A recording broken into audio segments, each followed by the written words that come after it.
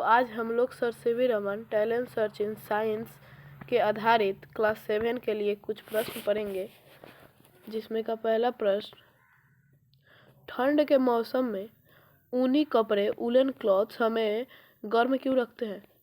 Option A, ऊन ऊष्मा को अवशोषित करता है।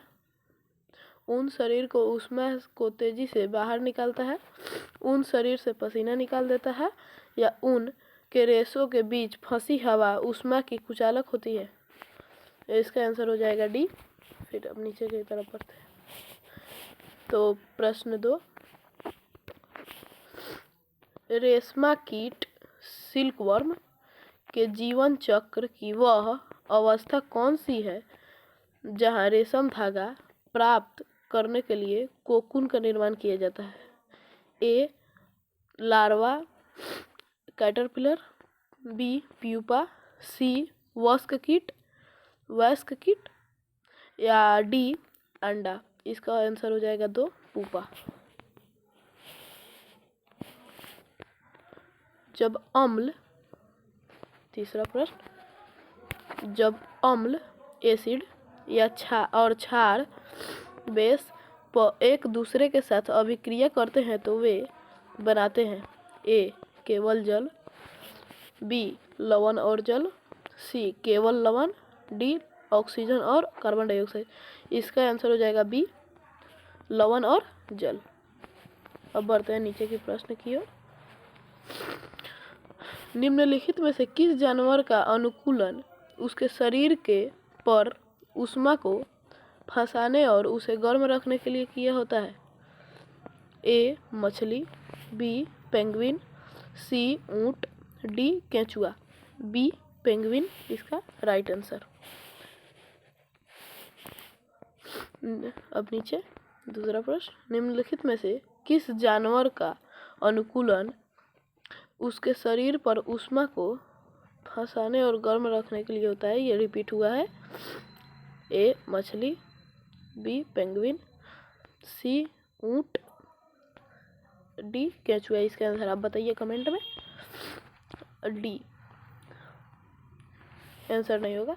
चलिए 10वां नंबर प्रश्न, मानव पाचन तंत्र ह्यूमन डाइजेस्टिव सिस्टम में वसा फैट का पायसीकरण कौन सा रस करता है? ए, अग्नाशयी रस, बी, लार, सी, पीत रस, डी, हाइड्रोक्लोरिक अम्ल। इसका आंसर हो जाएगा सी, पीत रस। गर्मी के दिनों में हल्के रंग कपड़े क्यों पहनना पसंद किया जाता है? वे ऊष्मा को अधिक अवशोषित करते हैं, ये ऊष्मा के अच्छे परिवर्तक होते हैं, वे अधिक पसीना सोखते हैं, या वे ऊष्मा के अच्छे उत्सर्जक होते हैं। तो बी, ये ऊष्मा के अच्छे परिवर्तक होते हैं। तो मानव शरीर में भोजन का अधिकांश पाचन, डाइजेशन और अवशोषण, एब्जॉर्प्शन कहाँ होता है? ए, बड़ी आंत, बी, यकृत, सी, आमाशय, डी, छोटी आंत। इसका आंसर भी आप बताइए कमेंट में। रेशम के कीड़े पालने की प्रक्रिया, रियरिंग ऑफ सिल्कवर्म, को क्या कहा जाता है? ए, एक्वाकल्चर, बी, सेरीकल्चर, सी, फ्लोरिकल्चर, या डी, एग्रीकल्चर। इसे बी सेरीकल्चर कहते हैं। जब गर्म हवा ऊपर उठती है तो ठंडी हवा नीचे आती है, तो ऊष्मा संरचना की यह विधि क्या कहलाती है? ए, चालन, बी, अवशोषण, सी, संवहन एंड डी, विकिरण। तो इसका आंसर सी, संवहन हो जाएगा। गहरे और हल्के रंग की मिट्टी में क्या अंतर है? गहरे रंग की मिट्टी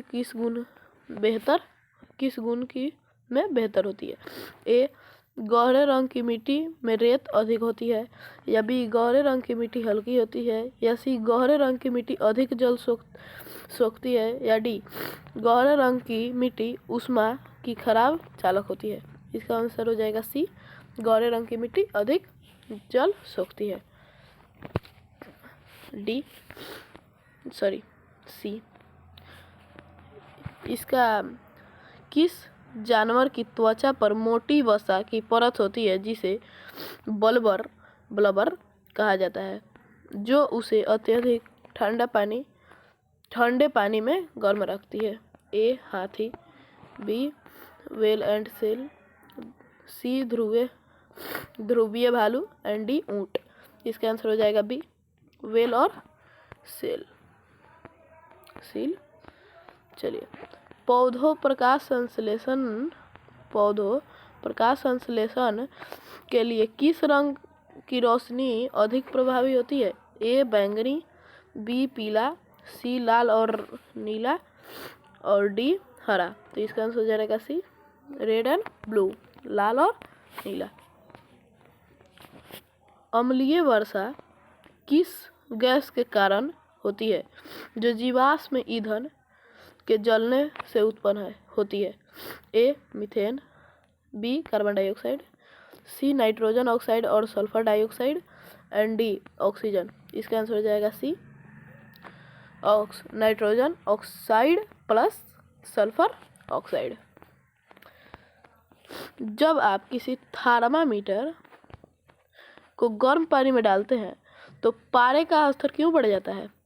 थर्मामीटर की कांच की दीवारें सिकुड़ होती है, या बी ऊष्मा के कारण तारा फैलता है, या डी ठंडा होने पर पारा सिकुड़ता है, या डी पारे का घनत्व कम हो जाता है। तो इसका आंसर हो जाएगा बी, ऊष्मा के कारण पारा फैलता है।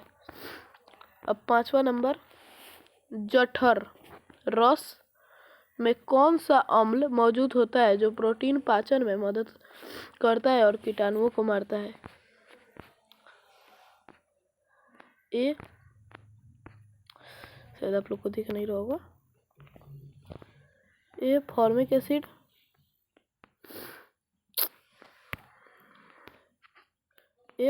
एसिड, या डी डाइक्लोरिक अम्ल।